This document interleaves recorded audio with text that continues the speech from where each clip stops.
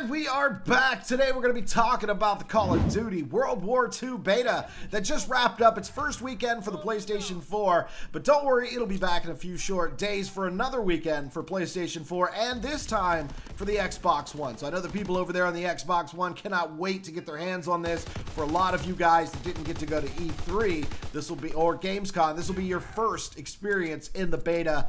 And let me say, I think that a lot of people are really going to like the game. So in this video, I want to talk about some of the things that I enjoyed about the beta and some of the things I did not like about the beta. And your feedback's going to be amazing down in the comment section. So if you disagree with something, or there's something that maybe I enjoyed that you did not enjoy, just leave it down below and we'll talk about it. So before we get started on today's video, make sure you leave a like on it. Also subscribe if you are new. Hit that notification bell so you can be alerted to all of my videos as they go live. Join that notification squad. Where you at? So one of the first things I want to talk about with the beta were the guns that were available to us.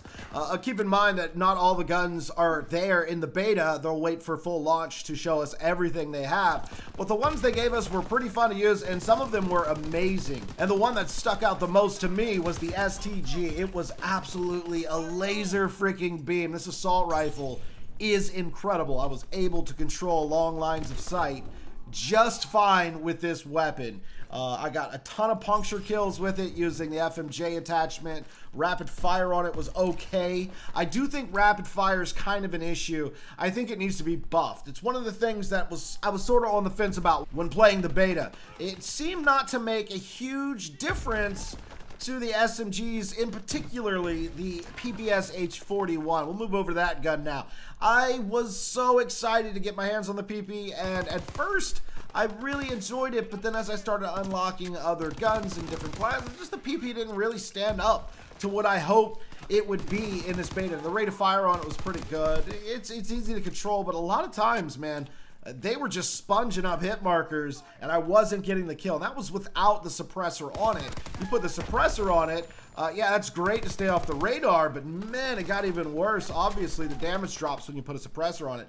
I think the PP could use a little buff. I don't know what your guys' experience with the PP was, but mine was not great. I'm going to put the PP on a list of things that I really didn't enjoy about the beta. STG's way up there, PP's kind of down below. Shotguns. Wow, .2 Hawk shotguns. Oh my god. So they're really fun to use, right? Don't get me wrong, really fun to use, but extremely trolly with those incendiary shells.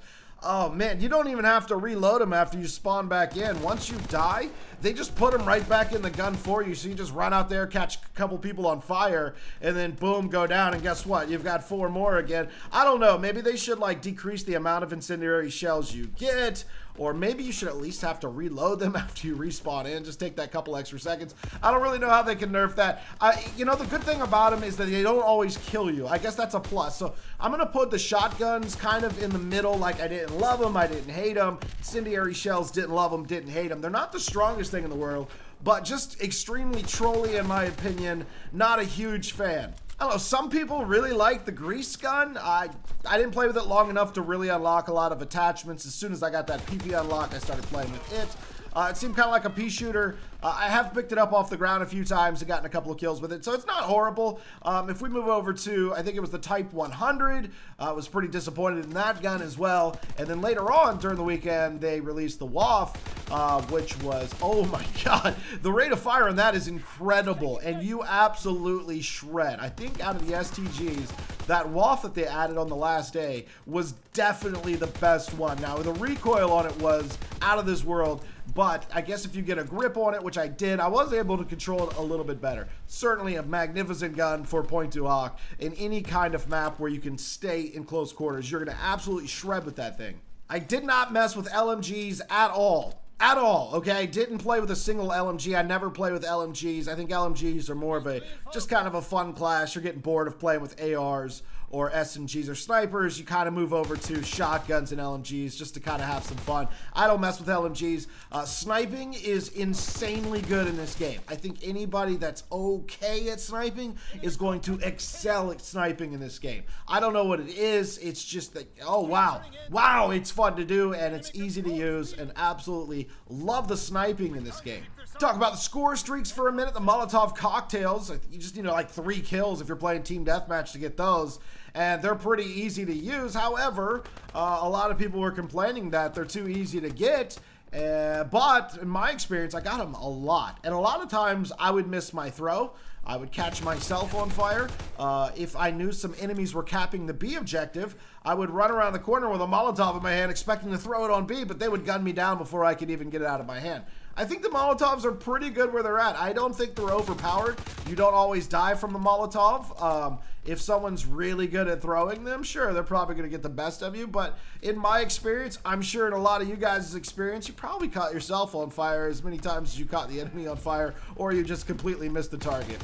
Care pack's pretty standard. We're all used to the care package. One thing you can do is shoot at the parachute as soon as you see it, and it'll drop the care package a lot sooner. So that's a little tip for you guys there. The glide bomb's pretty fun to use. I mean, it's a Predator missile. It's, you know, it's kind of limited in where you can point and aim it, but it does get the job done. I like that streak. There's an artillery barrage I used quite a bit.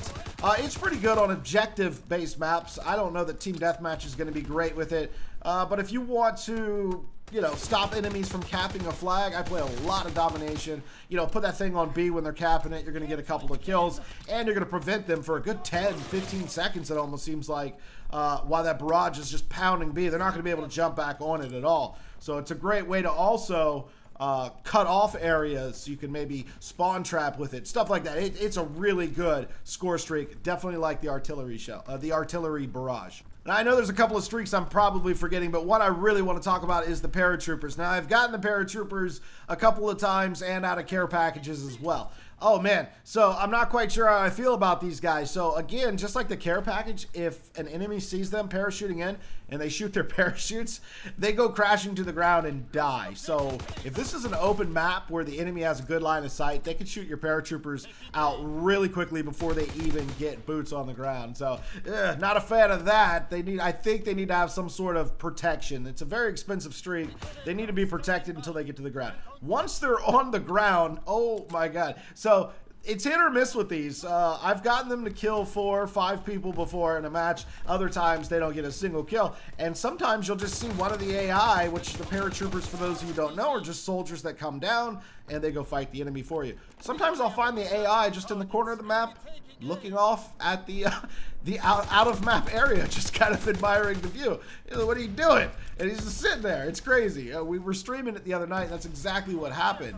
They don't appear to have any extra health either. I think that they should maybe come with some sort of protection, you know, just a little more health. I think it's just, God, it's such a big streak, and I want to see them be able to soak some bullets before they died. I don't want them to be too overpowered, but I think that maybe some extra armor on those guys, and maybe bump it up from recruit or whatever they're on and put those things on veteran, and maybe they'll get some more kills. I don't know. I think that could use some tweaking. I'm sure some of you will agree with me. So the maps that are in the beta are Gibraltar, Pointe-du-Hoc, and the Ardennes Forest. And out of those maps, and it's so weird, I tweeted this out and I said that I really enjoy Gibraltar. So many of you hate Gibraltar. I couldn't believe it. As you're watching some Gibraltar play on the screen, well, maybe it's a different map now, but I love the map. I always do good on the map. I play domination. It's pretty much, I find domination to be the easiest game mode to predict where the enemies are at, where they're coming from, and where they're going. So it's pretty easy for me to patrol an area with an AR in any domination game and do really well. So maybe Gibraltar works out for me because of the game mode I'm playing. Maybe if you're playing team deathmatch on it, the spawns are flipping around too much. I don't know. But I love Gibraltar. I think the colors are great. I really enjoy the lanes on the left and right side of the map. Well, I guess that depends on which way you're coming from. But I enjoy the outside lanes a lot with an AR, and it's a lot of fun with a sniper as well. The middle is chaotic. If you have the B flag, your team should push up and not let the enemy in the middle, and you can pretty much control their spawns that way. If you're trying to get B, it's really hard to overtake. For some reason, they put a machine gun turret overlooking B for one side of the map, but not the other side. So I think they got to do something with that. That's crazy, right? That's to me, that's crazy. But I really enjoyed the map. I think it looks great. The sounds are great. You know, you throw grenades in this game. Oh, let's talk about the sound. Let's just get on to the sounds really quick. Oh my God, the sounds in this game are amazing. A lot of you guys are saying the guns sound exactly the same. Okay, Just stop for a second, put your headphones on, crank up that sound, ignore what you think about the guns. Those might not be final gun sounds. We are in a beta. But what I am hearing are bricks crumbling as you throw grenades, screams from the enemies when a bouncing Betty gets them, or when a flame gets them from an incendiary shell or a Molotov cocktail.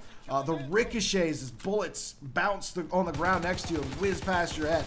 I think the sounds in this game are insane. There's a lot of ambient noise from gunfire happening off the map, planes flying overhead.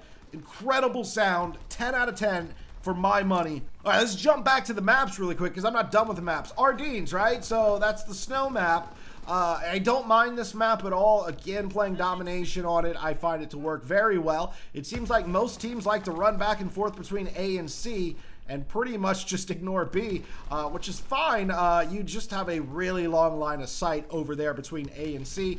SMGers and shotgunners, beware going between those two flags. It's filled with snipers, filled with SMG players.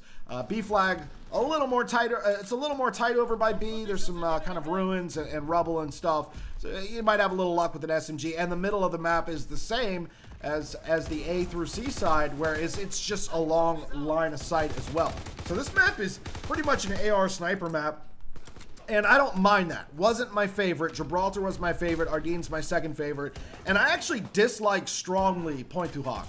Now this is for the SMG players, which typically I put myself in that category. But I can't get any luck going with these SMGs at all. Shotgun players probably love this map too. But it is a chaotic map. There's frag grenades going everywhere. There's shotgun blasts. You're getting hit from the back. The spawns are constantly flipping. You cannot stand still for a second on this map. And even if you are running around, chances are someone's going to appear right behind you at some point and just spray you down. This map is extremely fast-paced. It must be one of the most fast-paced maps I've ever played in Call of Duty. It reminds me of kind of like Nuketown, but without... it's just not as organized as Nuketown. At least has some organization, but this one is just a free-for-all of nonsense, and I do not like it at all, so I will be skipping that map every time it shows up in rotation. But, you know, I heard that a lot of you guys do like that map, so, you know, it just goes to show you there's maps that I love and a lot of people love, and then there's maps, those same maps, a lot of people hate. So it just goes to show you how impossible it must be to be a developer. They do the best they can, but they can't please everybody. So one of the things I don't like is that you can only put suppressors on SMG through the Airborne Division. Now you can use the Airborne Division all you want to. It actually promotes faster movement for your character. It's got a lot of rank ups that have to do with movement speed, sprint duration, stuff like that. But one of the cool bonus things in the Airborne Division is the fact that you could put a suppressor on an SMG. You could jump into that Airborne Division and change out your SMGs for an AR, an LMG, whatever you want, but you can only put the suppressor on the SMGs. And that's crazy for a Call of Duty game. I don't like that one bit, and hopefully that's not their final decision. Hopefully they figure out a way, you know, to kind of tweak things around, and we should be able to put suppressors on all weapon classes, in my opinion. Let me know what you guys think about that. Not a huge fan of that at all. Now, one thing we haven't seen in years with Call of Duty is head glitches. They're back, all right? People standing behind chest-high walls, chest-high barrels, you name it. All you see is a little bit of head peeking out in the barrel of that gun. And in the past, all you would have to do was wall run super high, you're right behind them all of a sudden, and boom, you've killed them. But now you have to be more tactical, and I love this. This is Call of Duty. For those of you who are new to boots on the ground, get used to head glitchers, and it's fun. I think it's fun, right? I'm not going to complain about them at all, because you're going to have to stun them out of there. You're going to have to nade them out of there, or you're going to have to be more precise with your shot. There is no more jump, juke, super slide, get around them. That's not happening anymore. You either need to flank the entire map or you need to frag them off of those head glitches. I love it. Another thing that's back that is synonymous with boots on the ground are jump shots and drop shots. You didn't see a lot of that. You didn't see a lot of that in Infinite Warfare. Drop shots were pretty much useless in Infinite Warfare because, you know, you drop to the ground, you're done for. Jump shots are pretty ridiculous as well in Infinite Warfare because, you know, you could out jump anybody. So whatever. The thing is, they're back now. They are a viable way to get kills on people. You will see me do drop shots. a little bit in this footage you've been watching. And I just think that is a great thing for Call of Duty. I just love how it's going to be more tactical. You're going to have some skill involved. You don't need a SCUF controller, but if you want one, link down below in the description of the video, and you can save yourself a little bit of money on it. Code lagging. But you don't need one. You can actually just go into your button settings and change it to tactical. Get used to tactical, and you can learn how to drop shot, jump shot. I'm sure there's a good controller setup, button setup for that as well. Anyways, that's about everything that I like and disliked about the beta. I was keeping a completely open mind because I know it's not the final yet. I cannot wait to see what else they have in store for us when the headquarters gets open, when we get to see all the guns, when we get to see these iconic guns that are unlocked for ranking up your division all the way. You get special guns, and they're not showing those off in the beta at all. And of course, dudes, cannot wait to see the zombie game mode. Now, of course, they're not going to show any of that in the beta, but keep an eye out. You never know. There could be some Easter eggs involving zombies in the beta somewhere. I don't believe any has been found, but there has been some campaign Easter eggs found. So anyways, guys, that's it for today's video. Hopefully you enjoyed. Good luck on the beta this weekend coming up if it's your first time playing. I know I'll be back on it. I'll see you guys out there. And as always, it's been your boy Laggin24, and I will see you next time.